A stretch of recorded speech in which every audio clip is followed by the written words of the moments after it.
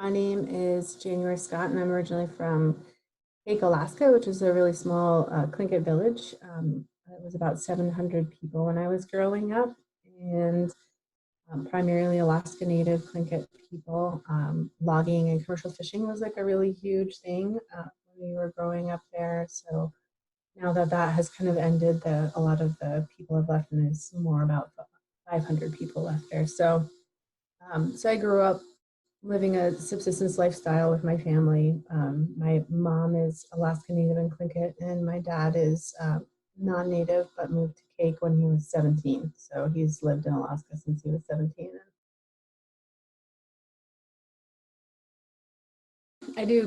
I'm more consulting and I do some evaluation. I work with people during when I help them manage their programs for managing a program with the State Art Council here, and they're around youth cultural heritage. Like, how do you bring heritage from the past, and what does it look like in the present, and what do you want to carry forward into the future? And so also trying to embed pieces of assessment and evaluation, not necessarily to judge right or wrong, but to like, how do you correct your trajectory and like make sure you're on a path that you want to be on. And so we're in our second year. This is the second year. First year was pilot year, and this is the second year that we're in. And so really thinking about beyond numbers and what's really important, and what is being taken away from this piece from the youth, but also from the people who maybe come and see the art projects. And so we also have Alaska Native corporations, and a lot of them are headed here, and they are all like very big. Many of them are really successful, especially the large 13 corporations. So we have a lot of professional Alaska Native people who live in Anchorage with a lot of education, a lot of income, a lot of experience, and a lot of people who have a voice, ability to have a voice. However, whether or not that leads to anything affected is sometimes remains to be seen. So, but there is the ability to voice things. There are seats at the table, not in every realm and not always to an effect. Big things for Indigenous people right now are Indian Child Welfare Act. So being able to place Native children in Native homes and have that be a priority. That's something that's been really huge. And to also have compacting with the state government to be able to manage that. So Native or local tribal people who are ICWA people are actually like working with the Native families to place Native kids. So that's like something that just recently happened here, and people are working on. Another big thing is like this put down and writing the Alaska Education Challenge grant, like specifically stated they wanted to work on how do we put education in the control of tribes, whatever that looks like. And people are really just now having that conversation about what does that look like. So really big issues. And then of course we all still have all of the effects of historical trauma that we deal with, a lot of drug and alcohol, mental health pieces, a lot of homelessness here in Anchorage, which is a big, huge problem, not just for Native people. I think people are really starting to talk about like, how do we not just like patch people up, but also like work on healing historical trauma. So I work with education. I also work with there's this organization called the First Alaskans Institute.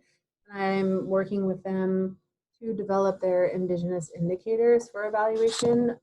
So I'm co-evaluating their truth, reconciliation, and healing grant that they have, and part of that is helping work on developing Indigenous indicators, and like also developing a protocol to like how do you capture like what people are saying and then evaluate what effect that's having. And they're wanting to like they go out into communities and host conversations around um, racism, and like how can you like what do you think about it. And so I think they're shifting some of their stuff into more healing conversations, like how do you reconcile and heal from some of the race and intergenerational trauma, and like how do we as a community work towards overcoming that. So there are a number of different like as I mentioned, the Alaskan Native Tribal Health Consortium, huge. They do all of the health stuff for Alaska Native people, and a lot of big health organizations here that have been established through the compacting with federal government. Pretty much every single one of the big 13 corporations, plus some of the like local tribal corporations, are able to apply for grants. So they can hire people and write a grant and then run programs for education, for after school programs, for that sort of thing. Of course, there's quite a bit of things that are being designed and delivered by Indigenous people. And I would say one of a large issue, when working with Indigenous institutions or even Indigenous people, there's still, I don't use this word too often, but like this kind of colonized or overly structured, like thinking like we have to do this and we have to have people get good grades in good school. And I was like, and there's still this concept of like walking in two worlds, which is a term I don't really agree with either. I was like, we all have multiple identities. It doesn't mean like when I'm being this way, I'm a totally different world. It just means, you know, so I think there's still a little bit like, no, we can do this. And it's, I just went to Graham Smith's talk, and it was really great to be there. He's like, stop asking for permission, just get on the bus and let's go. I was like, can I get on this bus? Can I do this? I was like, so I do a lot of this like coaching. I was like, we can do this. This is what's best for our youth. Like, we don't need to ask permission of anybody. These are our kids. We can do, we know what's best. So there's a lot of that that happens. And so, yes, a lot of Indigenous organizations are designing these things. However, how Indigenous the designs are is sometimes on a scale. I'm particularly working on, these are not Native people, not Native organization. They're working on coastal erosion, a really huge thing that affects rural Alaskans and rural Alaska Native people a lot. And